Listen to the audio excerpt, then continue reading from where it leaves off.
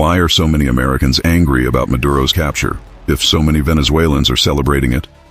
Well, have you noticed that a lot of the celebrations you're seeing are actually from Venezuelans outside of Venezuela?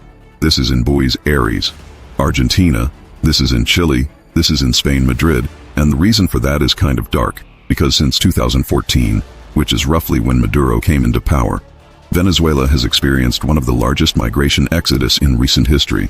Just imagine losing over 20% of your entire population.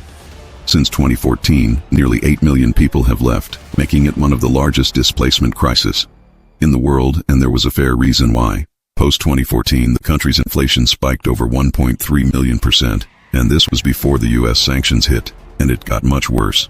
In the decade that followed, their GDP shrank by about 75%, which is one of the largest contractions ever for a non-war country. They saw widespread poverty, malnutrition, severe shortages of food, medicine, and essential services, political repression. I mean, the list goes on. Venezuela is not poor today because it lacks resources, people, or skills. It's poor because its institutions collapsed. But here's the distinction. The vast majority of 2025 polls show that Venezuelans outside of the country support military intervention, while those still living there don't. Then again, Venezuela did recently pass the law declaring anyone who expressed his support for U.S. military action a traitor, so that could have skewed the results slightly, but it's not just their location that split opinion.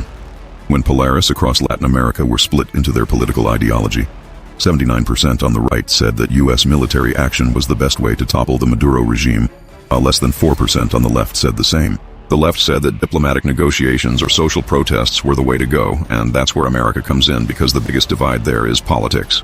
While the first polls following Maduro's capture suggests that 41% oppo and 34% support, when you switch to the voters' politics, you'll see something very similar to those in Latin America.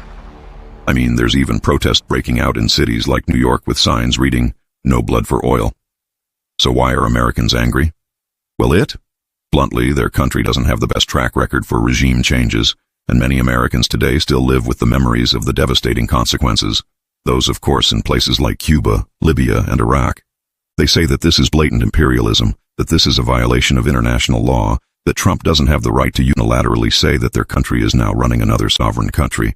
But those who support this, including many Venezuelans, say Maduro was a murderous dictator that was ruining the lives of millions. And many are thanking Trump, saying that for the first time in decades. Venezuela is free, and maybe finally they can return home. But the question is, what do you think? Is this the beginning of Venezuela's return to its former glory? Or is it a dangerous precedent in the start of something much worse?